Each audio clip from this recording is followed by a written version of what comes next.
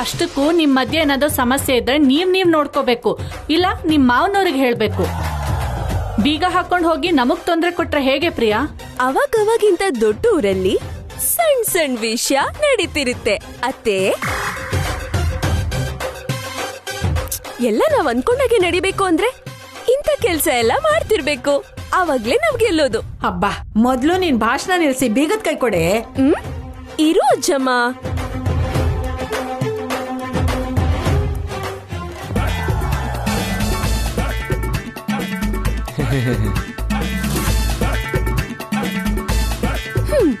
ಬೇಗ ತಗೋ ಅಜ್ಜಮ್ಮ. ನಡಿಯೇ ಅಡ್ಗೆ ಮಾಡೋಣ.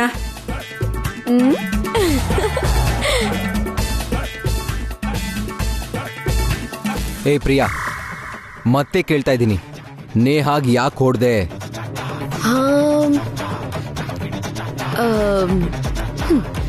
ಸಮಯ ಬಂದಾಗ ಹೇಳ್ತೀನಿ ಬಿಡಿ ಪತಿರಾಯ್ರೆ, ಇವಾಗ ಹೇಳಲ್ಲ. ಆ ಕಾರ್ಡ್ನ ಸ್ಟ್ರಾಂಗ್ ಆಗಿ ಇಲ್ದೆ ಹೋದ್ರೆ ಮಾತ್ರ ಖಂಡಿತ ಸುಮ್ನಿರಲ್ಲ.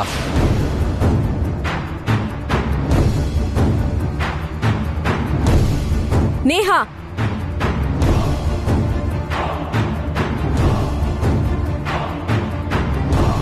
ನೀನ್ ಮಾಡಿರೋ ಘನ ಕಾರ್ಯ ನಿಮ್ ಅಣ್ಣಂಗ್ ಹೇಳಿದ್ರೆ ಏನಾಗುತ್ತೆ ಅಂತ ಗೊತ್ತಿರೋದ್ರಿಂದ ನಾನ್ ಬಾಯ್ ಬಿಡ್ಲಿಲ್ಲ.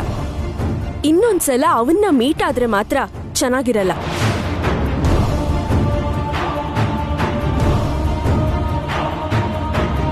ನೀನ್ ಹೇಳ್ಬಿಟ್ರೆ ನಾನ್ ಕೇಳ್ಬಿಡ್ತೀನಾ? 2 ದಿನ ಆದ್ಮೇಲೆ ಮತ್ತೆ ಅವನ್ ಮನೆಗೆ ಹೋಗ್ತೀನಿ.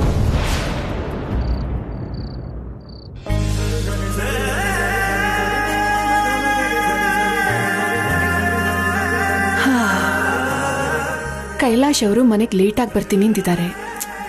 ನಿದ್ದೆ ಬೇರೆ ಬರ್ತಾ ಇಲ್ಲ.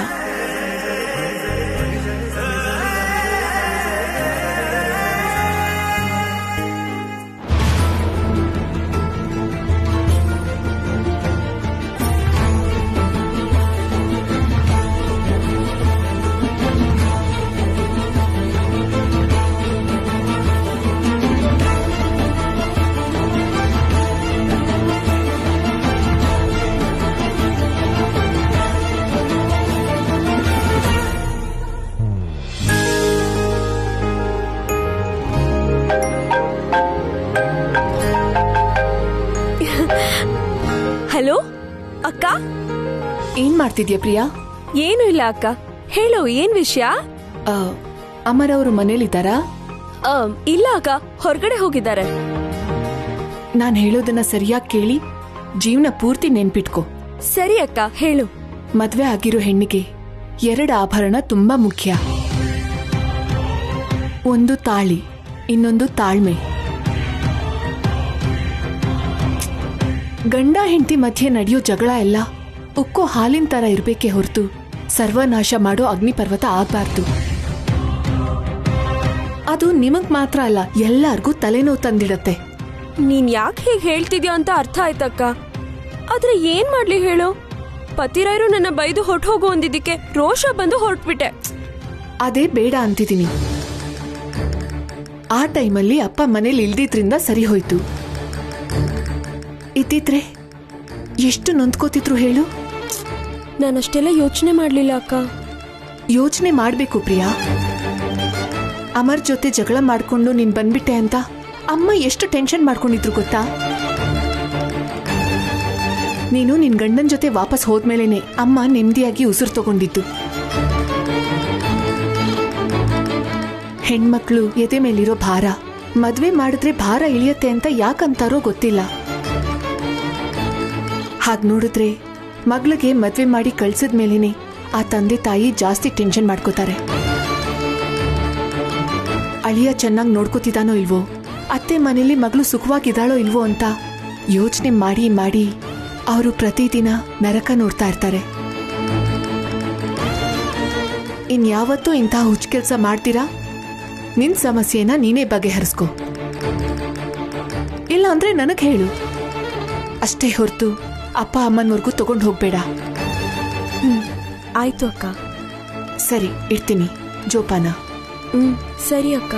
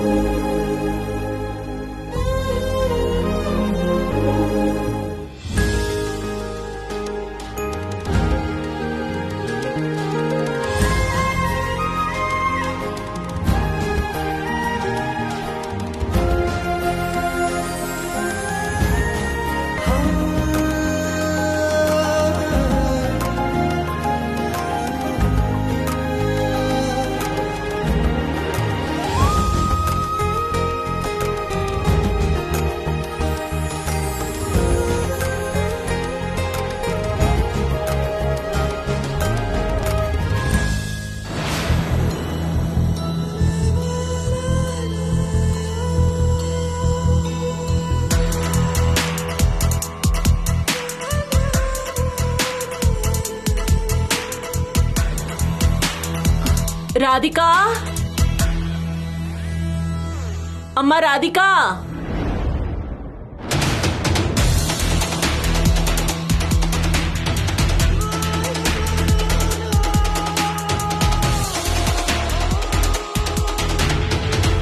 ಅತ್ತೆ, ಸ್ವಲ್ಪ ತಲೆ ನೋವ್ತಾ ಇದೆ, ಹೋಗಿ ಕಾಫಿ ತಗೊಂಡ್ ಬಾಮ್ಮ.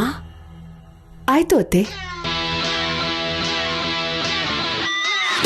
ನಾವೇನೋ ನಮ್ ಬಾಳೇನೋ ನಂಗಂತೂ ಅರ್ಥ ಆಗ್ತಿಲ್ಲ. ಇವಾಗ ಏನಾಯ್ತೆ? ಏನಾಯ್ತಾ? ಕೆಲ್ಸ ಕಾರ್ಯ ಇಲ್ದೆ ತಿರ್ಗೋದು, ಯಾರನ್ನೇ ಕೂಗಿದ್ರು ನಾವ್ 3 ಜನ ಓಡೋಡ್ಕೊಂಡ್ ಬರೋದು. ಬಂಡೆ ಹಿಂದಿರೋ ನರಿ ತರ ಅವ್ರು ಮಾತಾಡೋದ್ನ ಕೇಳಿಸ್ಕೊಳ್ಳೋದು. ಇವಳು ಕೈಲೇಶ್ ಬಾವನ್ ಜೊತೆ ನನ್ ಮದ್ವೆ ಯಾವಾಗ ಅಂತಾಳೆ.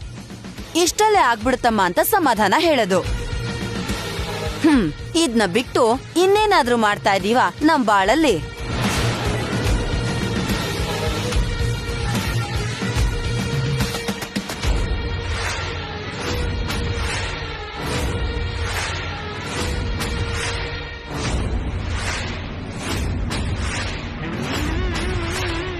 ಅತ್ತೆ, ಕಾಫಿ ತಗೊಳ್ಳಿ.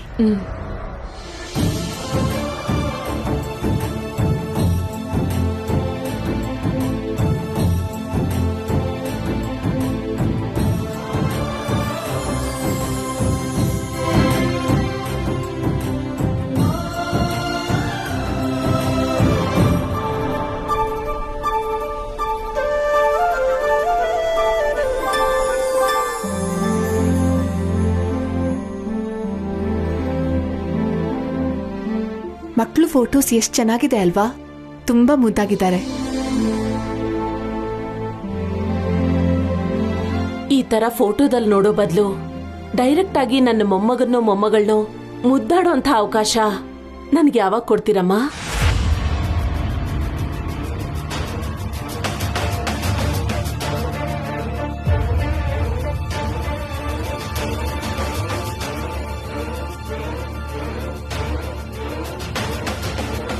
ಅವ್ರು ಯಾರೋ ನಾಮಕರಣ ಅಂತ ಬಂದು ನಿಮ್ಮ ಮನೆಯಿಂದ ಸಿಹಿ ಸುದ್ದಿ ಯಾವಾಗ ಬರುತ್ತೆ, ಇಂಥ ಫಂಕ್ಷನ್ ಯಾವಾಗ ಮಾಡ್ತೀಯ ಶಕುಂತಲಾ ಅಂತ ತುಂಬಾ ಸಲ ಕೇಳ್ತಿದಾರಮ್ಮ. ಅವ್ರು ಯಾರೋ ಕೇಳ್ತಿದ್ದಾರೆ ಅಂತ ಅಲ್ದಿದ್ರು ನನ್ನ ಮನ್ಸಲ್ಲಿರೋ ಆಸೆ ಕೂಡ ಅದೇ.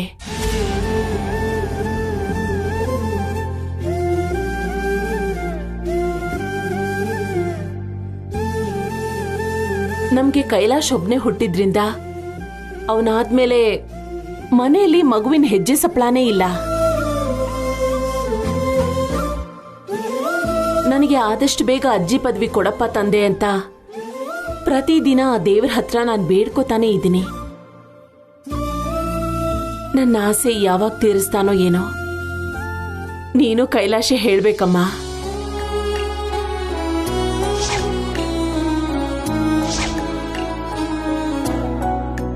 ಆದಷ್ಟು ಬೇಗ ನೀನು ಶುಭವಾರ್ತೆ ಹೇಳ್ಬೇಕು ಅಂತ, ವರ್ಷ ಕಳೆಯೋದ್ರೊಳಗಡೆ ಈ ಮನೆಯಲ್ಲಿ ಉಯ್ಯಾಲೆ ತೂಗ್ಬೇಕು ಅಂತ ನಾನು ಎಷ್ಟು ಚಡಪಡಿಸ್ತಿದ್ದೀನಿ ಅಂತ ನಿನಗ್ ಗೊತ್ತಿಲ್ಲ ರಾಧಿಕಾ.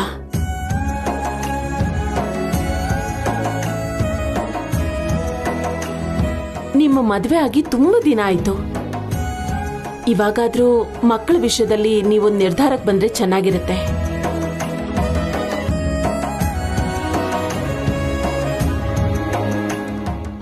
ಅತ್ತೆ ಅವರು ಮೊಮ್ಮಗನ್ನು ಮೊಮ್ಮಗಳನ್ನು ಮುದ್ದಾಡ್ಬೇಕು ಅಂತ ಇಷ್ಟೆಲ್ಲ ಚಡಪಡಿಸ್ತಿದಾರಾ? ರಾಧಿಕಾ, ನಾನು ಈ ವಿಷಯ ಕೇಳಬಾರ್ದು, ಆದ್ರೂ ಕೇಳ್ತಿದ್ದೀನಿ. ನೀವಿಬ್ರು ದೂರ ದೂರ ಮಲಗ್ತಿಲ್ಲ ತಾನೆ?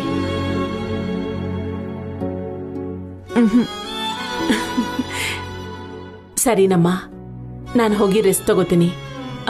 ಅಂದ್ಹಾಗೆ ಕೈಲಾಶಿನೂ ಬಂದಿಲ್ವಾ? ಸ್ವಲ್ಪ ಲೇಟಾಗಿ ಬರ್ತೀನಿ ಅಂದಿದ್ರು ಅತ್ತೆ. ಸರಿ.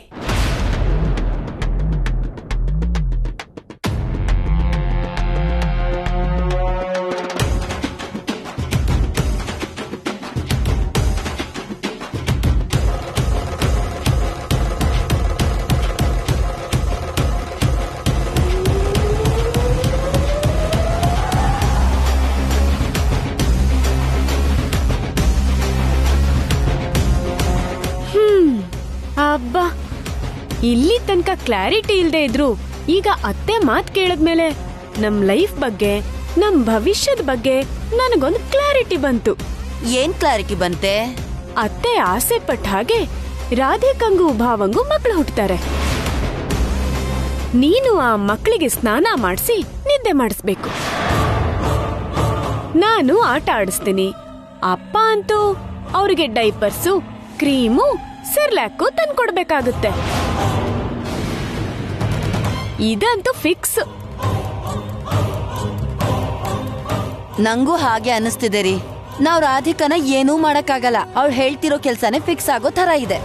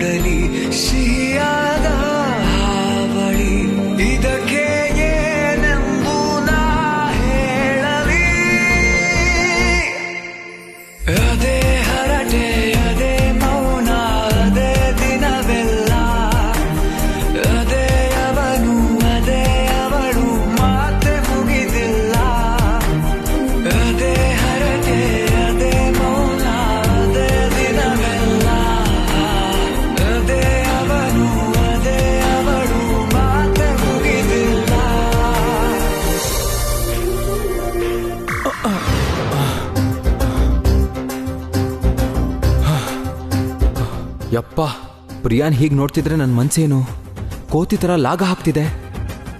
ಒಂಚೂರು ಕಂಟ್ರೋಲ್ ತಪ್ಪಬಾರ್ದು. ಹೇಯ್ ಹೇಯ್ ಪ್ರಿಯಾ,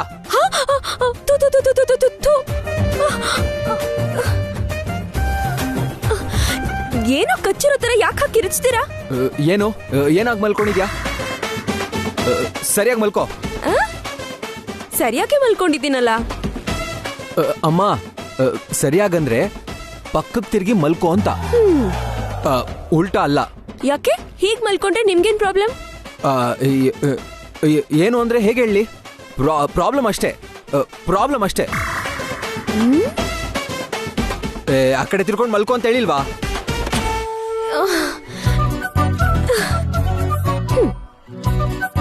ಒಳ್ಳೆ ಹುಚ್ಚಂಕ್ರ ಎಂತರ ಆಡ್ತಾರೆ. ನಾನ್ ಹೇಗ್ ಮಲ್ಕೊಂಡ್ರೆ ಇವ್ರಿಗೇನು? ಏ ಪ್ರಿಯಾ, ಗೀಸರ್ ಯಾಕೆ ಕೆಲಸ ಮಾಡ್ತಿಲ್ಲ? ನಾನು ಸ್ವಿಚ್ ಹಾಕಿ ಮರ್ತ್ಬಿಟ್ಟಿದ್ದೆ. ಏನೋ ಪ್ರಾಬ್ಲಮ್ ಆಗಿ ಸುಟ್ಟೋಗಿರುತ್ತೆ. ಏಯ್, ನಿನ್ ತಲೆ ಯಾವ ಕೆಲ್ಸನೂ ಸರಿಯಾಗಿ ಮಾಡಕ್ಕಾಗಲ್ವಾ? ನೀನು ನಿನ್ ತಲೆ ಕೆಲ್ಸ. ನಂಗೆ ತಣ್ಣೀರಂದ್ರೆ ಆಗಲ್ಲ, ನಾನು ತಲೆ ಸ್ನಾನ ಮಾಡ್ಬೇಕು. ಹೇಗೆ? ಸಿಂಪಲ್ ಪತಿರಾಯ್ರೆ, ನೀವೀಗಾಗ್ಲೇ ಕೋಪದಿಂದ ಬಿಸಿ ಆಗಿರ್ತೀರಾ. ಅದಕ್ಕೆ ಸ್ವಲ್ಪ ಹೊತ್ತು ತಣ್ಣೀರಲ್ಲಿ ನಿಮ್ ಕೈ ಇಟ್ಬಿಡಿ. ಬಿಸಿ ಬಿಸಿ ನೀರಲ್ಲಿ ಸ್ನಾನ ಮಾಡ್ಬಿಡ್ಬೋದು. ನಿನ್ನ ಕಿತ್ತೋ ಜೋಕ್ ಮಾಡಿದ್ರೆ ಕಿತ್ತೋಗುತ್ತೆ, ನೋಡ್ಕೋ. ನಾನ್ ರೆಡಿ ಮಾಡಿಸ್ತೀನಿ ಪತಿರಾಯ್ರೆ, ಇವತ್ತೊಂದಿನ ಅಡ್ಜಸ್ಟ್ ಮಾಡ್ಕೊಳ್ಳಿ. ನಾನ್ ತಣ್ಣೀರಲ್ಲಿ ಸ್ನಾನ ಮಾಡಕ್ ಆಗಲ್ಲ ಅಂದ್ರೆ ನಿನ್ಗೆ ಅರ್ಥ ಆಗ್ತಿಲ್ವಾ? ಅಯ್ಯೋ, ತಣ್ಣೀರ್ ಆರೋಗ್ಯಕ್ಕೆ ತುಂಬಾ ಒಳ್ಳೇದು ರೀ. ಬೇಸಿಗೆ ಕಾಲದಲ್ಲಿ ಇನ್ನೂ ಒಳ್ಳೇದು. ತಣ್ಣೀರಿನ ಸ್ನಾನದಿಂದ ತುಂಬಾ ಉಪಯೋಗ ಇದಾವೆ. ಅವೇನೇನಂದ್ರೆ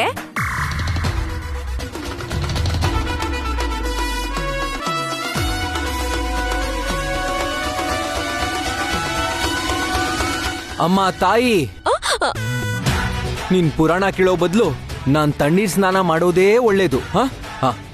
ಛೇ, ತಾಳ್ಮೆನೇ ಇಲ್ಲ. ಏನಿ ಮನುಷ್ಯ ತಣ್ಣೀರಿಂದ ಆಗೋ ಲಾಭದ ಬಗ್ಗೆ ಹೇಳ್ತಿದ್ರೆ ಕೇಳದೇ ಇಲ್ಲ ಅಂತಾರೆ.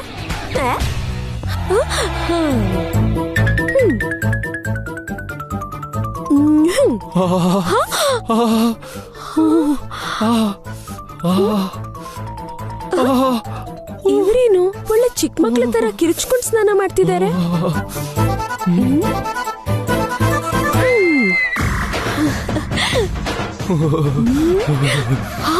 ಅಯ್ಯೋ, ಏನ್ರಿ ಹಾಗ್ ನಡಕ್ತಿದ್ದೀರಾ? ತಣ್ಣೀರಲ್ಲಿ ಸ್ನಾನ ಮಾಡಿದ್ರೆ ನನ್ಗೆ ಹಿಂಗೆ ಇರುತ್ತೆ. ಆಕಾರ ಮಾತ್ರ ಒಳ್ಳೆ ಭೀಮನ್ ತರ ಇದೆ. ತಣ್ಣೀರ್ ಮೈ ಮೇಲ್ ಬಿದ್ರೆ ತಡ್ಕೊಳಲ್ಲ ಅಂತೀರಾ? ಬನ್ನಿ, ನಾನ್ ತಲೆ ಓಡಿಸ್ತೀನಿ. ಏನು ಬೇಕಾಗಿಲ್ಲ, ನಾನು ಓಡಿಸ್ಕೋತೀನಿ. ಪಾ, ಹೆಂಡತಿ ಮುಂದೆನೂ ಸಂಕೋಚ ನಿಮ್ಗೆ. ಬನ್ನಿ ಇಲ್ಲಿ ಕೂತ್ಕೊಳ್ಳಿ.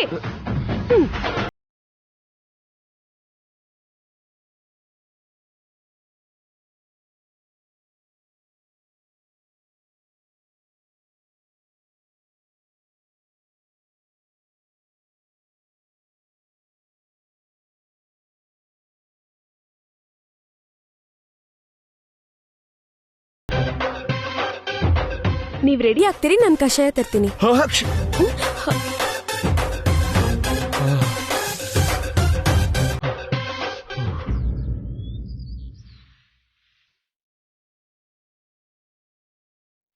ಪತಿರಾಯ್ರೆ, ಪತಿರಾಯ್ರೆ, ಇವ್ರೊಬ್ರು ಆಕಾರಕ್ಕೆ ತಕ್ಕ ಹಾಗೆ ಮೊಣ್ಣಿದ್ದೆ ಮಾಡ್ತಾರೆ. ಪತಿರಾಯ್ರೆ,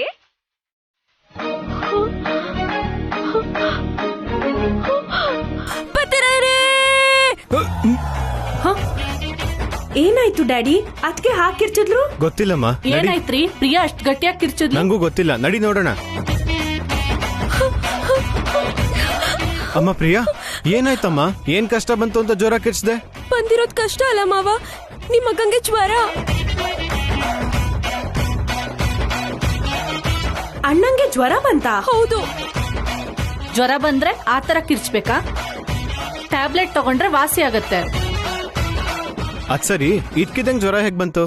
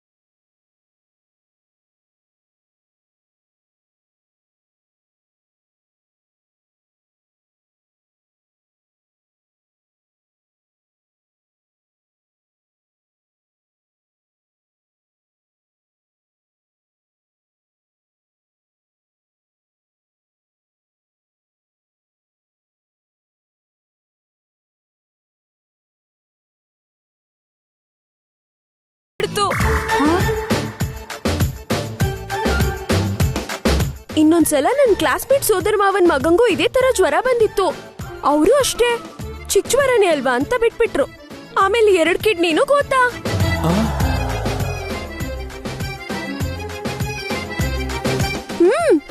ಹೆಂಡತಿ ಕೈಗೆ ಹಾಕಿರೋ 2 ಬಳೆ ಮಾರಿದ್ಮೇಲೂ ಕೂಡ ಅವ್ರ ಮಗನ್ ಕಾಪಾಡ್ಕೊಳಕ್ ಆಗ್ಲೇ ಇಲ್ಲ. ಏಯ್, ನಿಲ್ಸೆ ನಿನ್ ಪುರಾಣ. ಅವ್ರಿಗೆ ನಡೆದಿದೆ ಅಂತ ಹೇಳ್ತಿದ್ಯಾ, ಇಲ್ಲ ನನ್ಗೂ ಹಾಗೆ ಆಗುತ್ತೆ ಅಂತ ಭಯ ಪಡಿಸ್ತಿದ್ಯಾ?